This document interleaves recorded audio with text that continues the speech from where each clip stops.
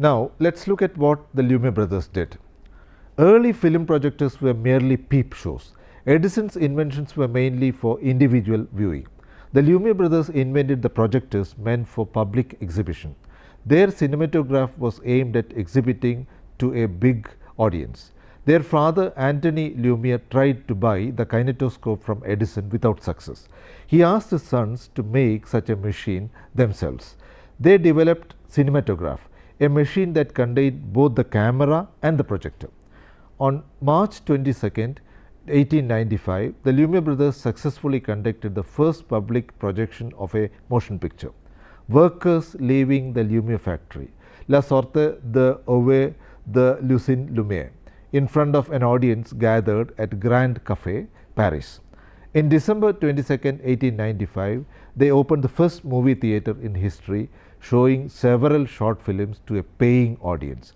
Along with Workers Leaving the Factory, there were other short films like Feeding the Baby and Arrival of the Train.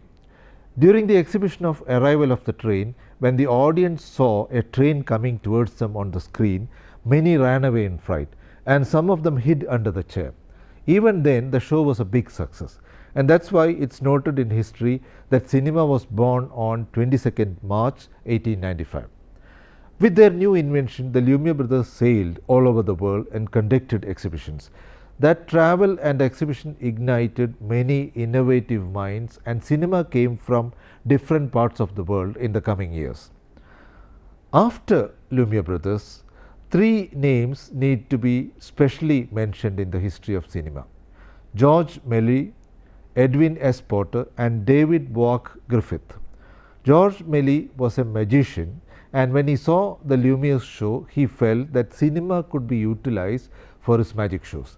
He recognized the potential of cinema as a definite storyteller. He induced the illusionistic perspective of cinema making. At Montreux, the first movie studio in Europe, he produced about 500 films. Most of them he directed, photographed, and acted in. His most popular work is A Trip to the Moon, Le Voyage dans la Lune, 1902, which is the best example for his insight that cinema could be turned into a storyteller. The film depicts a few scientists going to the moon, finding lunar people, and successfully coming back home with a lunar man.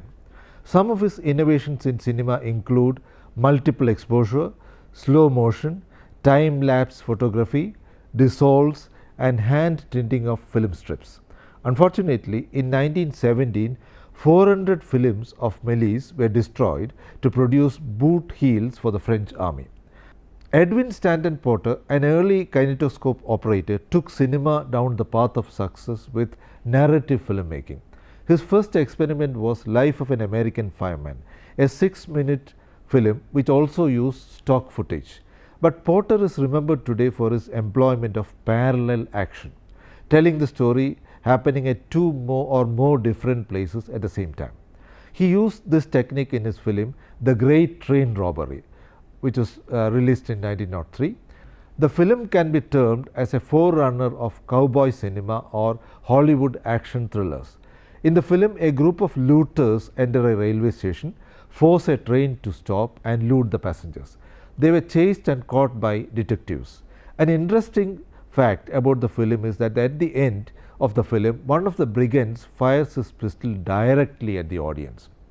David Walk Griffith, or D.W. Griffith, is considered to be the father of narrative cinema. He was a true author, a director whose film is entirely his work. Like a writer of a literary work, he authors a cinema. Griffith developed much of the grammar of cinema which are still extant. He made his debut in Porter's film Rescued from an Eagle's Nest. He also worked with many one-reelers. One-reelers were films of only one reel. One of his films is Her First Adventure. Another is At the French Ball. In 1908, he joined American Mutoscope and Biograph Company as director.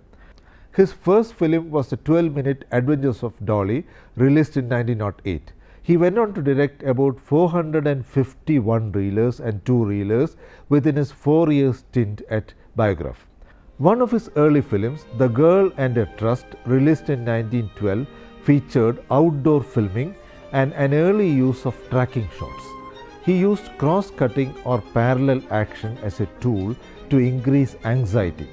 He also experimented and found that by showing an establishing shot followed by a medium shot and then moving to close-up, dramatic effect can be multiplied. He asked his actors to avoid overacting. His major and popular work was The Birth of a Nation, released in 1915, a film set in the background of the American Civil War. Despite its blatant racism and historical inaccuracies, The Birth of a Nation is a milestone in the history of cinema. The film was a great success at the box office. Then came his masterpiece, Intolerance, released the very next year in 1916. It was a historical experiment showing 4 eras simultaneously: modern, medieval, Judean and Babylonian. The audience were not able to follow the film and it turned out to be a flop. This failure ended Griffith's career as a filmmaker, but many master directors were fascinated by the film. Sergei Eisenstein, the master filmmaker of the Soviet Union, admitted that the film helped him to develop his theory of cinematic editing.